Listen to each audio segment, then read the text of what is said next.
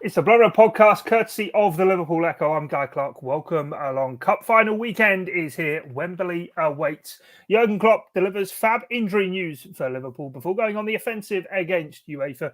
We'll, though, look ahead to the cup final with Chelsea, pick our teams and offer our match predictions as ever. To get involved, we have our glowing Liverpool correspondent, home and away to Paul Gorst, the chief Ian Doyle, and also in from the cold for the big occasion is Mark Wakefield. Gents, I trust you're all well. And Gorsty, as Doyle mentioned before we've come on air, you are glowing today and glowing in anticipation of what maybe the Reds have to offer on Cup final weekend. Something like that, yeah. He asked me if I've been on the sunbeds. I'm not too sure when I would have had 5 minutes to get on the sunbeds, to be honest, given how busy it is at the moment. But yeah, looking forward to another trip to Wembley. Third trip since the end of February. So it's been good so far, actually. Penalty win, FA Cup semi-final win. So we're looking to make it a hat-trick tomorrow afternoon, aren't we, Doyle? Doyle, bring you in then, rather than you just nodding along. It doesn't quite work for the podcast listeners. But in terms of this season, as Gorsty said, their third trip to Wembley to come. It's not really felt like Cup final week, though, has it? Because of the amount of games, it's just not had the build-up it usually would. Well, hang on. What does Cup final week seem like? What is it? Liverpool's first FA Cup final in 10 years. I mean, I thought there would have been a bit more kind of feel to it than what there has. I don't know specifically what. In the last couple of years, they have done some other things, so it's not been quite as much of, let's just say it was. I'm just going to pick a team off the top of my head. Let's just say it was Arsenal getting to an FA Cup. I'm not going to say that. Let's just say it was Tottenham. Serial Cup finalists. I know, yeah. I know. Tottenham getting to a Cup final, which doesn't sound unusual, but it actually is. That would be like a bigger deal. I think also the fact that they're going for all four trophies. It was the only trophy they were going for. I'm pretty sure the anticipation would be slightly different, especially as they've already got one in the bag against the same opposition. At the same ground, what was it, about 3 months ago? Less than 3 months ago, in fact. So I suppose in that sense, it doesn't have quite the same kind of ring to it that perhaps it would have otherwise done. But I'm pretty sure once everybody starts getting down to Wembley, that's when it'll hit people. It's like it's a big game, it's a big occasion. And we could do about 1,000 podcasts on this. But for me, the FA Cup is more important than the League Cup. So if they were going to win one of them, of the two, then this is the one that I'd be wanting them to win. And for me, this is a bigger occasion than the League Cup, although in the context of the season and the way things have gone for this team, getting that League Cup in the bag is massive because no matter what happens, they know they've got that trophy and they know they can beat Chelsea at Wembley, even if it goes down to the goalkeepers having to take penalties. They know they can do it because they've done it already. And while they haven't beaten Chelsea in the league since Frank Lampard was in charge, isn't it? The 2-0 back, I think it was September 2020. Thiago's debut came out at half-time, didn't he? I think that will play a part because Liverpool have only lost, 3 games in 59 this season. I think obviously Chelsea are going to be boosted by the fact that after the uncertainty of the last couple of months, it looks like they're getting taken over, and that'll be a big boost for the players. Certainly players who are thinking of what they want to do in the summer in terms of the future. Now they're going to be less inclined to start looking elsewhere, unless you name Romelu Lukaku, obviously, if what we're led to believe today. I think for Liverpool, yeah, it might not have felt like a cup final week, but it will feel like a cup final day. Let's put it that way. Yeah, definitely. I think Antonio Rudiger's also decided he's off as well, hasn't he? Already. I think he was already going anyway. I don't think that would have made much difference, to be fair. No. Anyway, Mark, what about yourself? Pleasure to have you back on the pod. It's been a little while, but how much are you looking forward to the cup final? Massively, yeah. I mean, like Dolly said there, if you were to pick one out of either the League Cup or the FA Cup, this is certainly the one that most Liverpool fans, pretty much all of them, would pick. It's been far too long since they've won the competition, and almost just as bad since they got to the final. 2012 since the last final, ironically against Chelsea as well, which they lost that day, and then 2006, which is the last one, against West Ham, 16 years ago. Now I think I said on a podcast before, certainly at the start of the season, that it's far too long for a club of this stature to go without winning this trophy. It's far too long.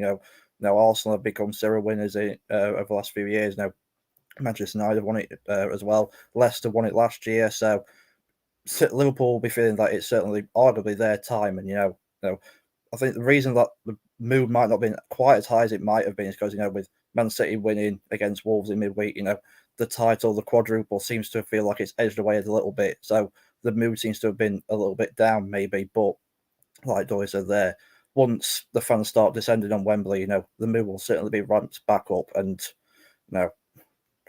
maybe the Fabinho injury news might be a little bit of a negative, but you still fancy to go and get the job done because they've gone and done it before. They've not lost to Chelsea this season. They bettered them at Wembley before, so I fully expect them to go and get the job done again. Yeah, we'll have to see how it does play out. But Gorsty, do you kind of go along with that it's going to really ramp up? And I mean, the atmosphere that was created for the semi-final with Man City was absolutely fantastic. Jurgen Klopp was asked about it in the press conference today, but equally, I found it both refreshing but a bit confusing as well in terms of how he sort of straight-batted his own attachment or lack of with the FA Cup, basically saying he knows how big it is, but for him, it's never been a dream. Yet, kind of in the same breath, said this kind of occasion could be some of the biggest that the players on the pitch will have in their careers. Yeah, I mean, I don't think there was any kind of great thought into that answer. I think maybe a couple of members of the press were looking for him to kind of wistfully say, "Oh yeah, we used to watch the FA Cup final every year when we lived in Germany." Probably wasn't the case, was it? The DFB Pokal, as it's called now. I'm not sure that's what it's always been called, but that will obviously be the big trophy that we look for in Germany in terms of cup competition. So I just think sometimes, occasionally, some try to, because of the FA Cup's prestige and its heritage in this country, there's always a bit of a question about it to foreign players or managers. I think Thiago's been asked about it lately, and possibly one or two others, but I think it was just a bit of an honest answer. In terms of Liverpool's attachment with it, I mean, they've not been there since 2006, which, however you slice it, is far too long for a club of Liverpool's size. Look at how many times Arsenal have won it in recent years. They've won it 14 times now, twice as many as Liverpool, I think. Chelsea are up there as well. So it's about time Liverpool won the FA Cup, to be honest. Obviously, we all know about the Michael Owen final and the Steven Gerrard final. And maybe this is made for a Mo Salah final or, whoever, a Luis Diaz final. It's going to be another tough game. Of course, Liverpool play Chelsea 3 times this year in over 300 minutes, and it doesn't mean a clear winner. After, Klopp said today, he was kind of magnanimous enough to admit that the Carabao Cup final wasn't exactly a traditional victory, if you like, beat them on penalties after extra time. So there's not much to separate these two teams. There's just something about Chelsea that means that they raise the game when they come up against Liverpool, and they're already a top side, aren't they? You kind of a little bit of inconsistent here and there, and that's the reason why they're third and they've been out of the title race for such a long time. But in any given one-off match, the more than a match for Liverpool. So this is going to be a difficult one, and it's one that is worthy of being a final, to be honest. The FA Cup final in recent years hasn't always had the teams you'd expect, and I suppose that's a good thing. You don't want to see the same 3 or 4 teams every season, but this is one that the neutrals will be looking at, thinking this is 2 of the 3 best teams in the country, and it's a game that's worthy of being an FA Cup final. Yeah, I'll get there before Doyle does. It's been nice to see Arsenal have a go and win a competition yet. Let's all have a laugh. I haven't said anything. Anyway, if you're talking about Arsenal, I just talk about the FA Cup in general. I think for a team like Arsenal and some of the others that got to the final recently, that's kind of been their main. Halfway through the season, it's become one of their main goals. But for Liverpool, it hasn't under Klopp because they've been chasing other things. And I think he made comment to the fact that at the press conference today, he made comment to the fact that we've not been able to have, we haven't had that. Was it manpower he used? I think he used the word manpower to be able to compete for it because he knows it's not the priority. The priority was always the Premier League or getting into the Champions League or actually playing in the Champions League. But now he's got this squad where with a couple of, I'd say favourable draws. If they win, they'll have won the FA Cup by beating Man City and beating Chelsea. So not that favourable. You know what I mean? Yeah, I've beaten the best other 2 teams in the league and gone to Forest, and that was a tricky game. So you kind of knew what he was saying though, because Liverpool have had some rather difficult draws, shall we say, in the early rounds, which has meant that they haven't been able to rotate as much as they were able to this time around when they were playing. Was it Shrewsbury, Cardiff, and Norwich at home? But the FA Cup, it's a strange competition for Liverpool because as Ghosty said, I think was it Arsenal won it 14 times. That's right, isn't it? Liverpool have won it 7. I think Chelsea won it 8. Tottenham have won it 8, and United I think have won it 14 or 13. One of those two. So, well, there's only 4 teams who've won it more often. You'd think for Liverpool with all their other trophies, wouldn't be so far behind some of the others. But it took them till 1965 to win it. It's always had this kind of strange. It's all when Bob Paisley won all those trophies when he was there for 9 years, he never won the FA Cup. So it has been a difficult one for whatever reason for Liverpool to win. And as Ghosty said, 10 years since a final is a bit extreme. But how many times did they get close to it? I think they got the 2015, was it? They played Villa in the semi-final, and that didn't go particularly well. So, it's not as if they've been really close to it in that time. They've just not been able to do it. So whether it's an unlucky competition for Liverpool in that sense, I don't know. It can't be that unlucky. As I said, they've won it 7 times. So, in that sense, they are overdue an 8th because, as Ghosty said before, was it 2006? Steven Gerrard, even then they nearly lost it. Gerrard having to score in injury time when, I must admit, I was there, obviously working that day, and I was packing my stuff up because I was thinking I'd get down to the press box quick now because everyone's press room quick because everyone's just going to be raced after this game. So I was halfway through, put my stuff away, and someone went, have a shot. So I looked up and he hit it and it went in. So otherwise I would have missed that goal. But that feels like yesterday to me, but 16 years ago, isn't it? It's a long time. Some of you weren't even born. No, I was. I was here. I had hair, but anyway. Come on now. Let's not be silly. No, exactly that. But Mark, I was going to allude to it there, and kind of Doyle said it as well. The players, with the games coming as thick and fast as they have done, and Jurgen Klopp said this in his press conference, haven't really themselves had time to kind of get up for this. They want to win every game because that's how they're programmed to just go in to win every game. I suppose in the build up to it, it won't have any added significance for them perhaps until they're at Wembley tomorrow and they realise the occasion of the game that it is.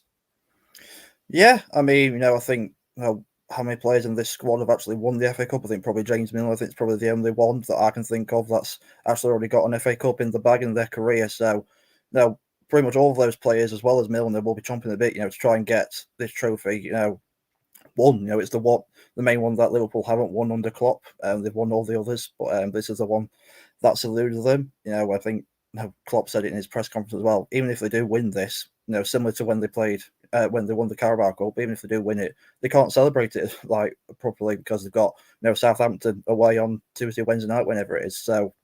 It is a bit of a strange one. I always think it's strange playing a final when there's still league games left to play.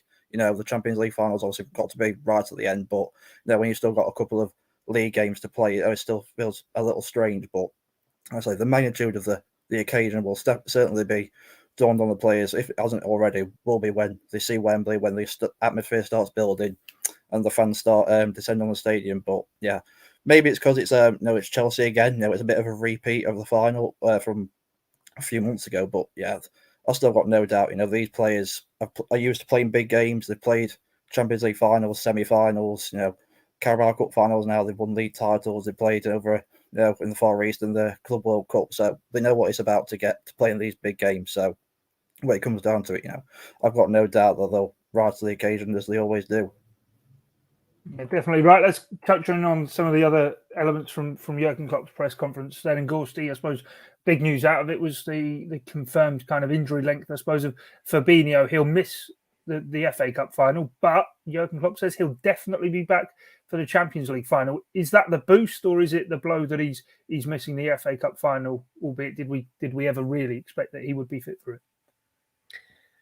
Yeah, it's a bit of an interesting one. He got asked about Fabinho because Doyle was one of a few from the Nationals as well who spoke to Klopp yesterday and had the updates on Fabinho, and there wasn't much of an update in between 5 p.m. on Thursday and midday on Friday, to be honest. It's a little bit like when Klopp does the injury updates with the club official site at 1:45 the hour, and then he speaks to us on the hour, and the first question is, what are the injury updates? I mean, I suppose it's good news because anyone who's seen him hobble off at Villa Park will have known that he's probably not going to be fit for the game on Saturday evening when he hobbles off on a Tuesday night. So the fact that he still does have a part to play in the season is good news. It'll be the biggest game in club football. Liverpool will need them in that game, particularly against Real Madrid's midfield, which is probably their strong point. Benzema aside. So it'll just be about getting him fit and ready now for that game. Klopp seemed quite confident in both updates, if you like, in terms of saying we're going to get him ready, and they're looking to try and get him fit for, the Tuesday session, the Wednesday session, as opposed to giving the green light on the Friday night before the game in Paris. So, yeah, it'll be good to have him back for that, but Liverpool have got to muddle through without him. He's first midfielder on the team sheet for me. As much as I enjoy watching Thiago play, I think Fabinho was an absolute must alongside Van Dijk and Alisson in terms of the defensive structure. So, yeah, he'll be missed at Wembley tomorrow. It's just a case of whether, I suppose it makes the midfield selection a little bit easier in terms of it just being Fabinho, Henderson, Keita and Thiago, doesn't it? And maybe Jones and Oxlade-Chamberlain on the bench, Milner. But, I suppose if you're asking me if it's half full or half empty, I'm viewing it as good news that we know he's likely to feature in the Champions League final. Yeah, Doyle, was there almost as well, I don't know if it was a concession of the Premier League title race, but Jurgen Klopp later in the press conference was asked recently, he's been choosing effectively 3 of 4 midfielders, Fabinho, Thiago, Henderson and Keita. Obviously, with Fabinho not available for selection, will he have to go to some of the others? And he sort of started, to me, going down saying, well, against Southampton, we might change it up. Depends where we are in terms of the title race. And then kind of rewound and just said, oh, actually, everyone's been key this season. We'll just continue the way in which we are. But I suppose with the title race still going on this weekend, it could be a different picture by the time the Reds rock up at Southampton. Well, if West Ham lose 3-0 to City, I think City are 10 points ahead there. 10 goals ahead and 6 points. So they'd have to lose against Aston Villa. Liverpool would have to score an absolute ton against Southampton and Wolves, which probably isn't going to happen, for being honest. And they've obviously got that Champions League final coming up, so why not rotate players? I'm pretty sure it'll be different if West Ham get any kind of positive results against City, because then it's in the balance and you can put pressure on City in the final game of the season, because you know quite well that if they don't win it, there's a chance you can win the league. So I wouldn't massively read too much into that. I just think it's being sensible. They played, this will be the 60th game on Saturday, and you've got, James Milner started 1 league game since January. Curtis Jones started against Villa. That was his first start since the start of April. Oxlade-Chamberlain hasn't even been in the squad since the start of April against Watford, I think it was. And Harvey Elliott's only played half an hour in the Premier League since he came back from injury. So I do think with Fabinho gone as well, he probably won't want to overburden Jordan Henderson, because he's the only real defensive midfielder they've got. I mean, James Milner can come in and do a job, but really, how's he now? 57 or something like that? How old is he? 36? 36, isn't he? Yeah. I think he's 36. Yeah, 36. So he can do a job like he did at Newcastle, but he can only do it for like an hour or 70 minutes, or come on for the last half an hour or whatever. I know we'll get onto our teams a bit later on, but I think they'll have a plan for Milner at Wembley. So I wouldn't have read too much into it, to be honest. I just think it's him just saying, look, we do need all the players, and we've needed them all season, and they've all played, and they've all contributed, and that's the thing, hasn't it? I mean, name me a player who hasn't done something for Liverpool this season, whether it's scoring an important goal, making an important clearance, have an important game. Look at Kelleher. Adrian, great saves against Preston. Preston made a couple of great saves first half, and the only time he's played, kept the clean sheet, and they went on and won the League Cup. So what more do you want him to do? Yeah. So, there isn't a single player who's come in and played that hasn't contributed in some way. So I think that's basically what Klopp was getting at. And wow, you look at, Ox, everything points to the fact he's probably going to leave if an offer comes in the summer. And why wouldn't you, when he's not been anywhere near this team for the past month? But in training, if you're up against a player of his quality, you're A, doing pretty well to still be in the team, and then B, the actual, the competition, the actual training sessions themselves is making everybody better. And that's what you need. That's why, Jurgen Klopp said their attitude's amazing. That's why you have someone like Curtis Jones who can come straight in and play. You can have someone like Tsimikas. I mean, the pair of them took a little while to settle, but Tsimikas was excellent second half at Villa. Curtis Jones thought was good after half an hour. So that's what these players can do, and you can only do that if you've got the right attitude and you've been training properly for the months on end. Yeah, no, most definitely. Mark, what impact then on I suppose, the Liverpool squad will it have? I mean, for Jordan Henderson, actually, does Fabinho's injury I know it kind of sounds perverse to say, but come at the best time, he likely probably to sit in that number 6 role. And he's not been in the greatest of form in kind of one of those wider midfield roles, but he always looks at home when he moves back into that deeper position. Yeah, I mean, I think the number 6 role was, the Fabinho role, I think it's probably his, unfortunately for him, it's probably his best position. I think for him personally, I think he's gone on record saying he's not as fond of it as he is playing in the number 8 and one of the two wider midfield roles. But probably his form hasn't been as good this season. But I think one thing that he's more than made up for is his fitness record, because I think last season, did he get injured? I think was it in the derby defeat Anfield, and then we barely saw him until for a cameo, I think the last game of the season. Whereas this year, I don't know off the top of my head, but I don't think he's missed many games, if much, through injury. So, Jurgen Klopp's been able to rely on him for that, which, when you've in a season where you've literally just lost Gini Wijnaldum, which his biggest asset was the fact that he was fit almost all the time. Henderson's made up for it in that respect. And when you had calls for Liverpool to sign a midfielder last summer and they didn't, and there was questions about, so why didn't they bring one in?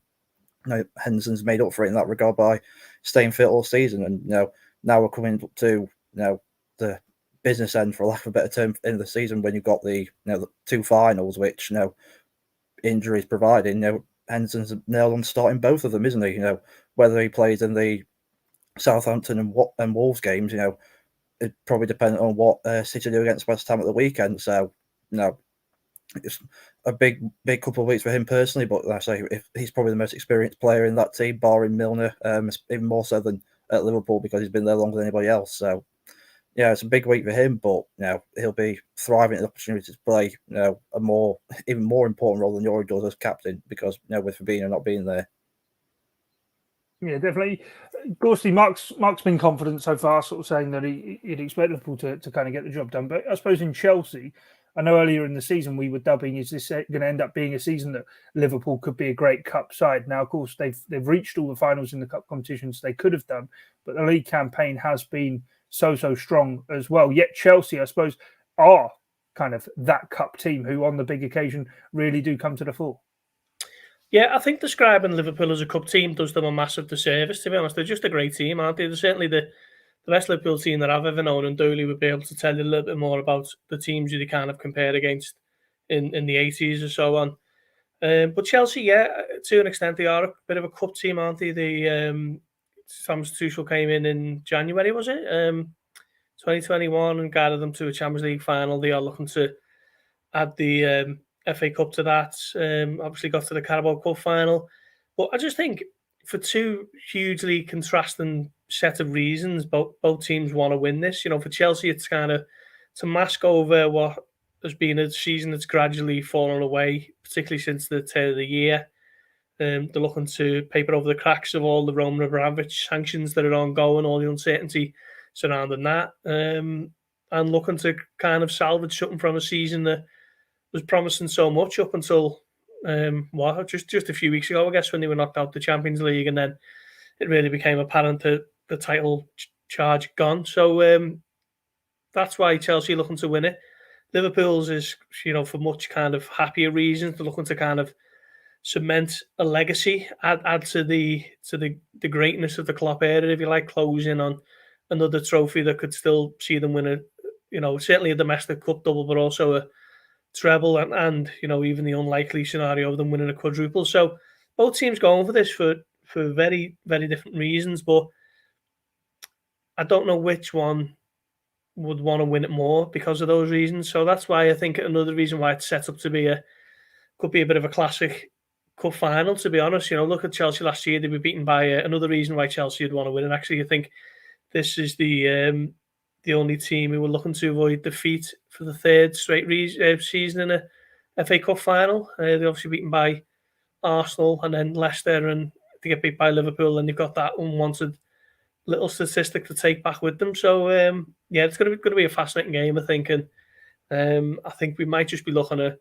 extra time and possibly penalties to sort it out. Bracing yourself for it. Doyle, I suppose in terms of the other legs of whether it be a cup treble, whether it be the quadruple, how much pressure does this game put on those? Because if Liverpool end up losing this, they lose out in the Premier League title race. Surely all of a sudden the pressure on winning the Champions League final intensifies even more. From us speaking of a potential quadruple, they could end up with only a League Cup. Not really. Sorry, Guy. That's I fine. don't think it makes any difference, to be honest.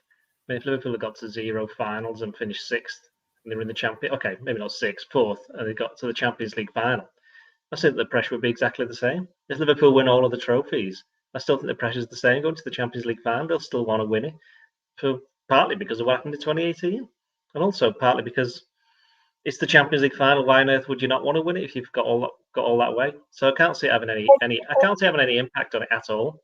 On that, then, I mean, Jurgen Klopp's been quite keen to kind of stress the point of trophies doesn't equals how successful or strong a season has been. Yet it quite clearly to football fans matters an awful lot.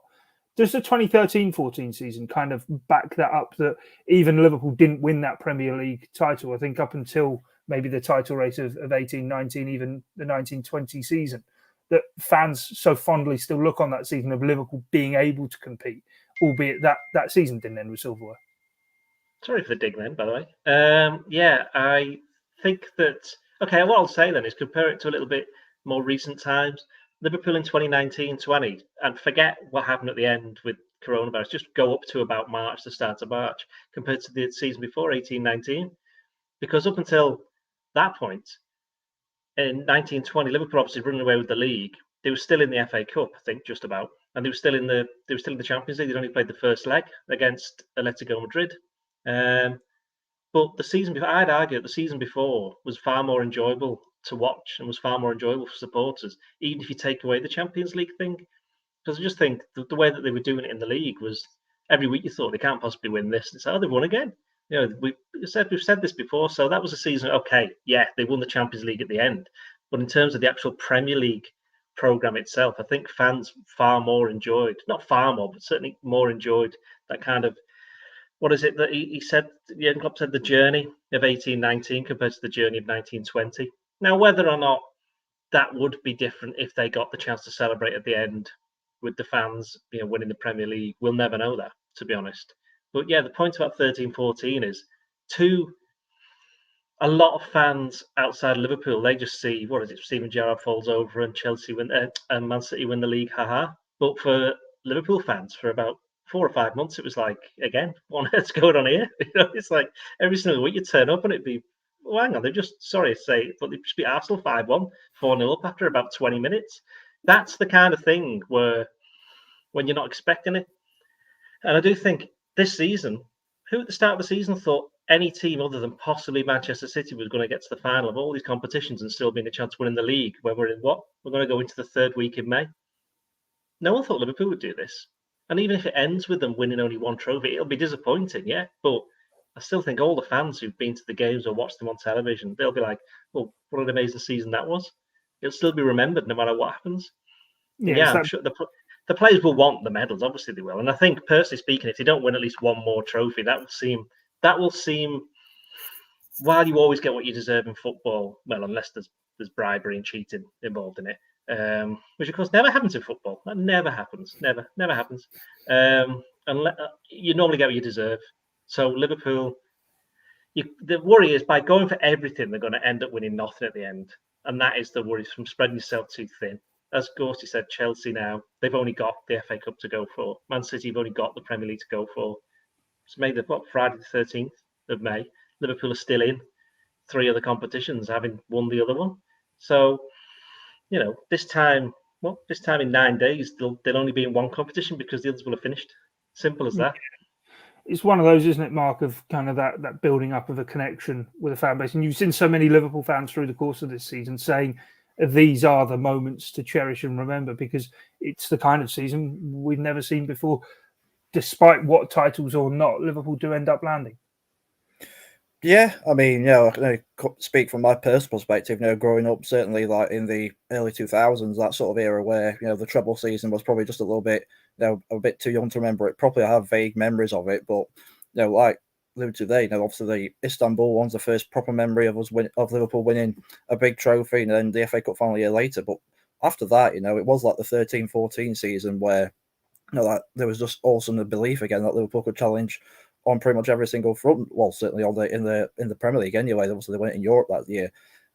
So, and then, since Jurgen Klopp's come in, 17-18 was a brilliant season. Obviously, they didn't win anything that year, but they got to a Champions League final and finished fourth again to secure Champions League football for a second year in a row. And then, whatever happened, well, we all know what happens after that. With winning in Madrid and then the Premier League and then the subsequent battles with Manchester City in the title. So, yeah, I mean, like Doyle says there, I think if they don't win at least one of the last two finals against either Chelsea or Madrid, there will be understandable disappointment from myself personally. I think everyone connected with Liverpool will be as well, especially when, certainly for the last, certainly since they won the Carabao Cup against Chelsea, there's been so much talk about a quadruple, which personally I've not gone behind because I've always thought City will always have the edge in the league, but there's always been that belief that they could do it in the cup competitions, and now they're literally 90 minutes away in each game from winning another trophy.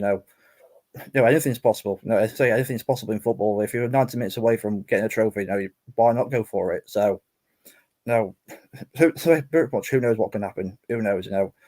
Chelsea tomorrow, you think Liverpool are favourites, but you never know. Chelsea might play out the skin, and then you never know. And then Madrid, you've seen what they're capable of when they're down and out almost pretty much every single game, knockout game in the Champions League this season. PSG, Chelsea, and then Man City, and all of a sudden comes out of nowhere and they get a win. So, who knows what can happen? But whatever happens, whether they don't win any more trophies, like Doyle says there, this season will be remembered for the fact that even though it probably isn't going to happen, the fact that quadruple was possible for this long into a season. I don't think any team, certainly in English history, has gotten this far into a season while it's still mathematically possible. So, who knows? No, and even though it was still mathematically possible for Chelsea in 2007, I'm not sure the title race actually went on that much longer. I think it was more just a case of when it wasn't actually impossible for them to do. Gorsty, then let's talk a bit about Jurgen Klopp and Aleksander Čeferin, the text conversation they've had, and Jurgen Klopp's thoughts on UEFA. He was making out through the course of the press conference how little he wanted to look ahead and talk about the Champions League final with Real Madrid, but of course he did get onto the ticket allocation. The ballot was yesterday. A number of people disappointed by it of missing out on tickets, and Jurgen Klopp again kind of re-emphasised the fact that more tickets should be finding their way to genuine supporters. Yeah, I think Čeferin said this week, didn't he, at a conference in Vienna, that he spoke to one of the managers of the two finalists and kind of explained UEFA's stance. So it was James Pearce actually who asked the question, was it you? Was it you, Jurgen, and what was said? And to be fair, because Čeferin didn't name the manager, Klopp was under no kind of duress to say it was him, but he did say it was him. He said he had a text conversation back and forward with the UEFA president and basically said, why aren't tickets cheaper? Essentially, why aren't they cheaper and why aren't more made available to fans? Because Liverpool have got an allocation of under 20,000 for the start of France, and I think it holds somewhere between 75,000 and 80,000. I imagine it's a mirrored allocation for Real Madrid as well. So, under 40,000, and the rest is corporates and whoever else. And I was trying to think the other day, who's the most obscure celebrity we're going to see in Paris, because you see them enough at the Paris Saint-Germain League game, so they're going to be crawling Theo Squires, do you think? Theo Squires, I'm going to go with, yeah. Yeah, at least he's there on official Echo business. You're going to see, I've seen like Leonardo DiCaprio in the crowd for some Paris Saint-Germain games, so I'm just wondering who's going to be pitching up for the Champions League final when it's all singing, all dancing. But yeah, it's always baffled me how little allocation that the fans get for these type of games. We all know that corporates schmoozing goes on, but does it need to be to that extent? I'm not sure. And then Klopp said a little broadside at the Nations League as well. Well, he did say, I'm not an expert on the situation, so I was glad to be able to speak to Čeferin, and he could kind of give me a little bit of information of how it works. And 93% of the income goes to the clubs, and UEFA gets 7% of the ticket income. But why does it need to be Nations League games? I think he called it the most ridiculous idea in the world of football. The players who played 50, 60, maybe even 70 games for club and country all season then have to go and play 3, 4, 5 more for the countries in the Nations League. just because there isn't a major international tournament on. But that just goes back to something that he's been calling for years, doesn't it? A kind of reform of the calendar, and I'm sure he'll beat that drum until the day he retires. Yeah, most definitely. I think from what you said there, we can maybe, with Theo Squire's official Echo business in Paris, get him to do a Martin Brundle style kind of running around Paris trying to find the. Can you imagine that? Nearly every single person he goes up to. I have no idea who this is. Who are you? You're not a footballer, a former boat footballer, or a former one driver, so I have no idea who you are. Yeah, but with his love for F1, it might be funny to just send on that business. Right, before we get into picking our team, just one transfer. Hang on. Right, can I just throw in my awe into this tickets thing?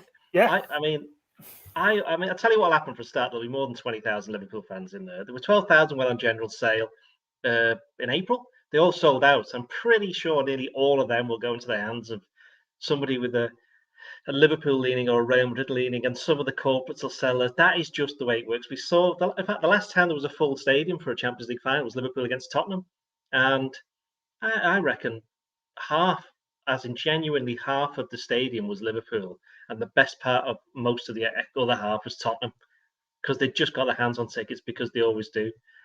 I think what's annoyed fans a little bit, this is just, if I'm right in saying this, I think for the ballot that's just taken place, I think they threw in the season ticket holders with the members, which is two separate things entirely. And basically what it's meant is a lot of people who go to a lot of the games are a bit disgruntled, and some people who would go to games but don't go to all of them have been more successful. I mean, obviously you want to be as inclusive as possible, but given the fact that UEFA initially were going to give away 5,000 tickets for free to, fans who were regarded the most loyal, whether that's the oldest ones or being the season ticket holders the longest, or being members the longest, however was decided by the clubs. And I think all four semi-finalists made that decision, saying this is too fraught with, basically favoritism. So we'd rather you didn't do that, and instead you actually subsidised the price of the tickets for the lower two categories, which is what they did. But even then, 75% of the fans, Liverpool fans, and Real Madrid fans, are paying 125 quid at least to get a ticket, which is a lot of money, no matter how much you want to say, look, it's a Champions League final, isn't it great? That is still a lot of money when you consider how much it's going to cost to get there. So I do think fans in these particular situations it's difficult for them to get there, but we know that a lot of the more resourceful ones will always get a ticket, but that doesn't necessarily mean that they have to go jumping through hoops to try and get it and spend an absolute fortune in the meantime. So and in terms of the allocation, I do sometimes wonder whether UEFA are absolutely petrified that somebody who's not particularly popular gets to the final and they don't set out their allocation, which is why say the final was it was going to be in St. Petersburg, wasn't it? So I've never been to St. Petersburg. I know some people haven't said it's a great city, so no problems there. But it's quite a long way away, and let's just, I don't know. It was in the St. Villa. Okay, there you go. St. Villarreal got to the final and played in St. Petersburg. Would they have sold at their allocation? I'm not entirely sure, because you may have heard this before, but the entire population of Villarreal would have been able to fit inside the stadium, which is not true. Isn't it? The whole of the population would have fit inside Anfield. It's about 50,000. Yeah, 50,000. 50,000, isn't it? Yeah. So you're. I've not heard that one before. Yeah, exactly. Apparently, yeah. So the tickets thing, you can see why it's become a bit of an issue. I mean, I know 15 people who applied for it, and only 2 people got it, which is a bit lower than the 29.5% that mathematically the club were quite rightly saying people have been successful. It's just the way that it's fallen. But the only good thing for Liverpool is that they keep getting to the Champions League final, so most of these people get a ticket anyway. Yeah, right. Anyway, one bit of transfer news that I did want to ask you about, Doyle, before we get on to picking the team. The name keeps popping in. We are recording live on YouTube and Facebook. Is Tchouameni. I know you wrote on it not too long ago for the Echo. What's the state of play there? Well, they're interested in him in the sense that they know who he is and they've been watching him and they've been looking at him. But whether or not he comes is entirely down to a lot of stuff. The first thing being, if he moves this summer, unless a Liverpool midfielder moves, it's unlikely he'll be joining. And he might end up at Real Madrid because the feel is amongst not just Liverpool but other clubs, that's where he's heading up, because Real Madrid have been looking to do their business early. And the thing about Real Madrid is that we know that a lot of their midfielders are getting on a bit, so there's obvious gaps for them to fill, and there's obviously progression. But for Liverpool, it's not quite so straightforward. because they've still got, Keita's not old. Henderson is presumably going to take on the Milner role. They've already signed Carvalho. Fabinho's not particularly old. Curtis Jones isn't old. Harvey Elliott certainly isn't old. So it's where they go next and which player do they want next. Because if they want Jude Bellingham, which they're definitely interested in, he's not going to be going anywhere this summer because Dortmund don't want to get rid of two of the bigger players in Haaland and Bellingham. So it may be just a waiting game. So, my understanding of it is certainly at the moment, and these things always change because we know what it's like. And I know the fan websites are now at the ready, but don't worry, I'm just going to repeat what I've already said, so you don't have to put me these quotes out again. Is that at the moment Liverpool are not expecting, in terms of midfielders, a very busy summer transfer window of 2022.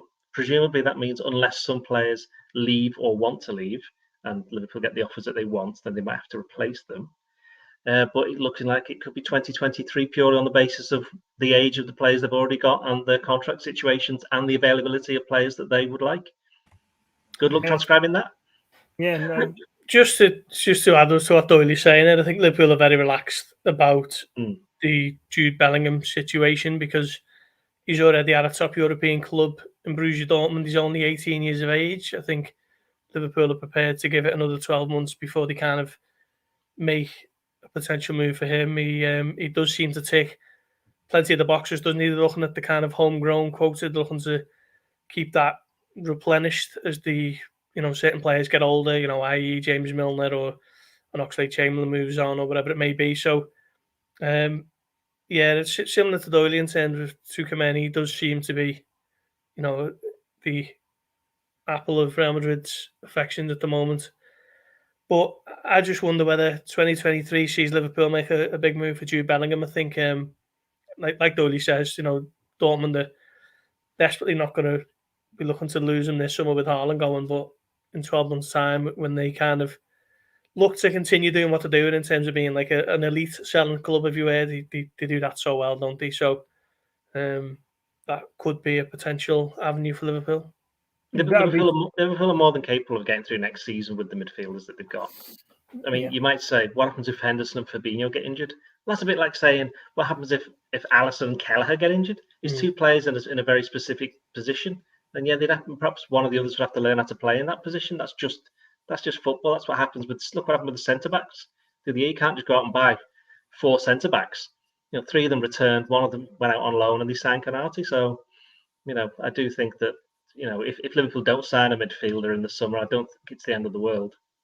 No, Mark, you'd sign up for that though, wouldn't you? Miss out on Tchouameni perhaps this summer if Jude Bellingham were to arrive the following year. Yeah, I'd go along with that.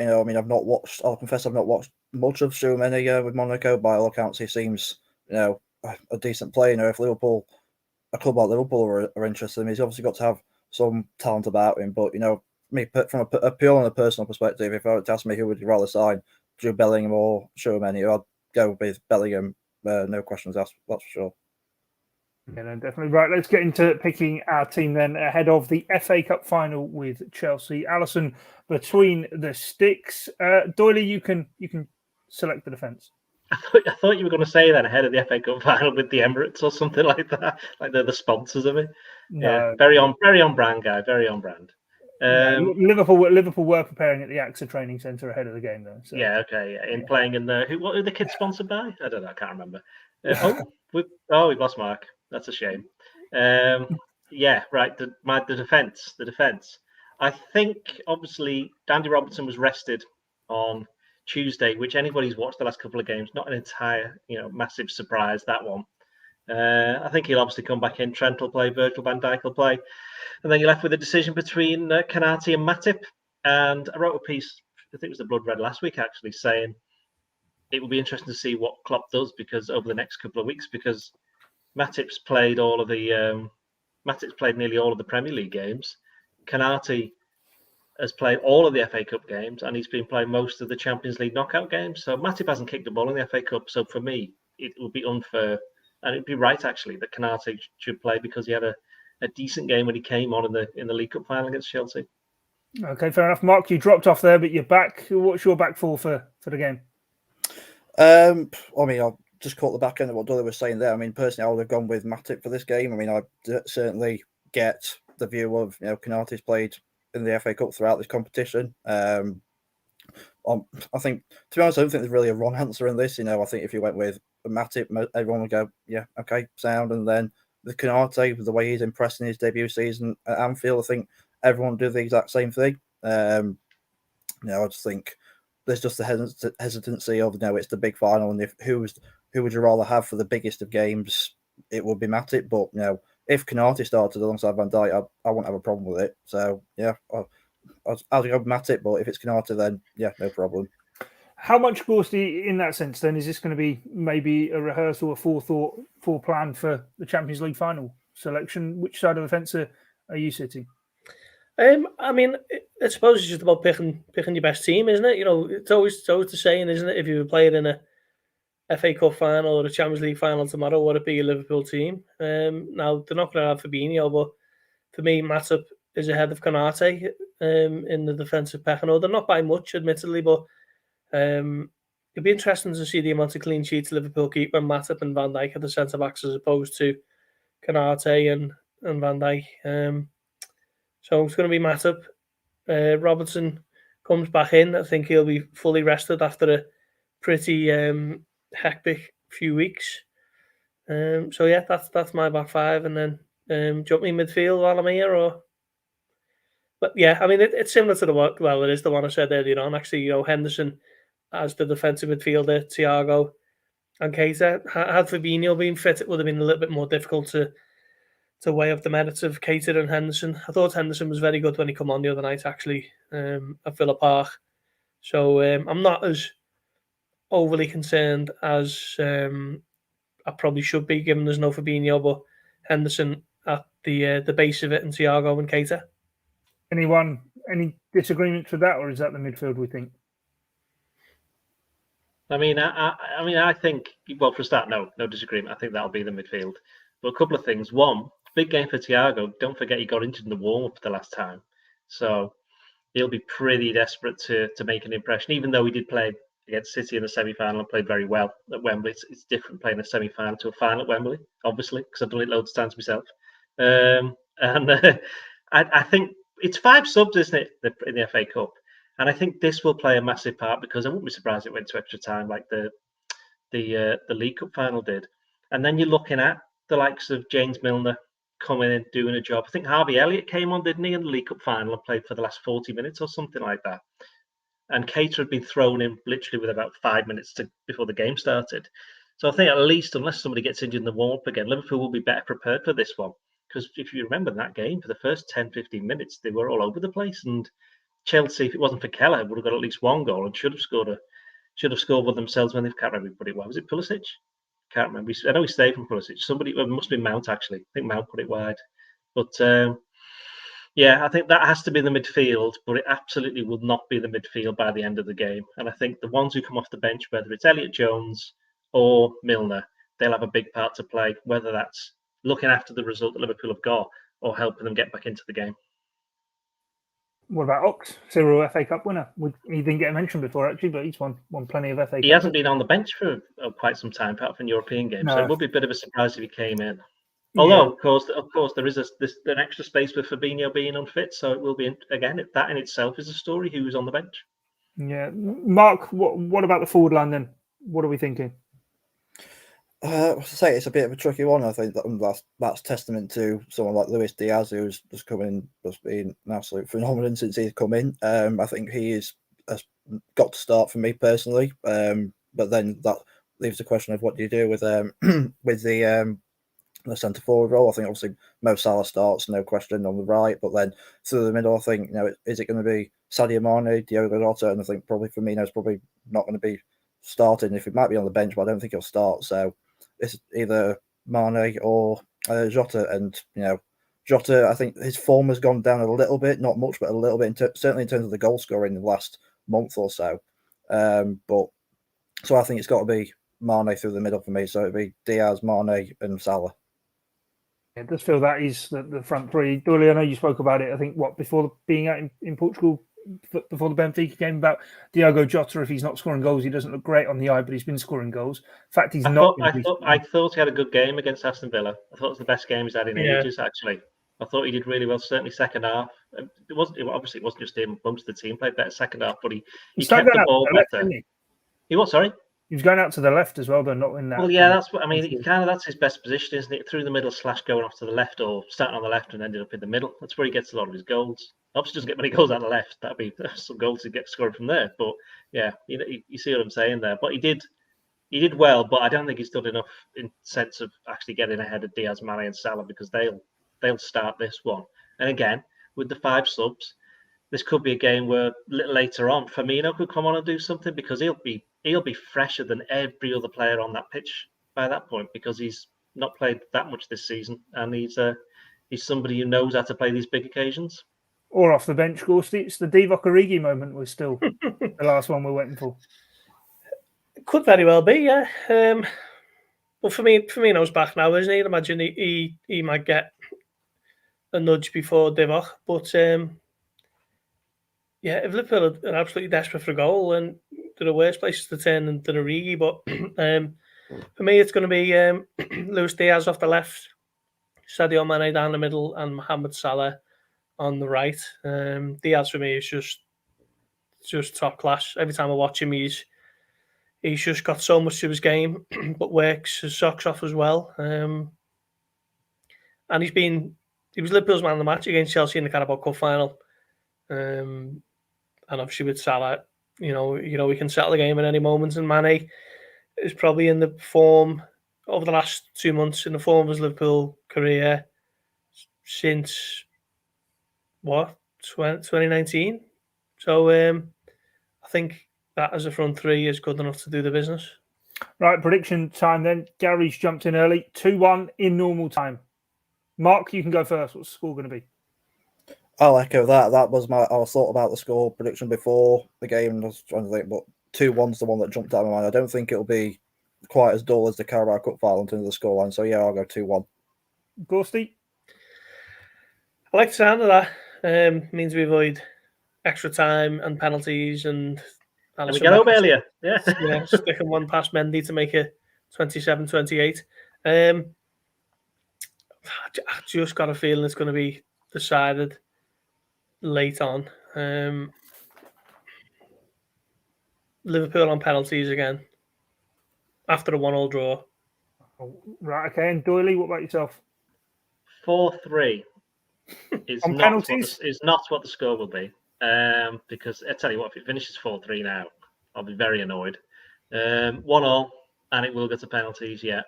And Jorginho's going to try and do one of his clever ones, and he'll fall over, and you'll say this voice from the press box. It'll just be me laughing my head off, going, "Ha, he's done it again," and that'll win Liverpool the FA Cup. And yeah, I'll give him your laugh or. Yeah, my laugh, yeah. And I'll be on the pitch, not celebrating with Liverpool, but just like going up to Jorginho and saying, "How many times, mate? Come on, you just got to stop doing it now. Just stop it." Of course, we'll replay this next week, and after he scored the winning penalty, you'll be like, "Oh, you look an idiot." But you know, that's life, isn't it? That's the chance we take. If we don't say anything interesting, who would listen to this podcast?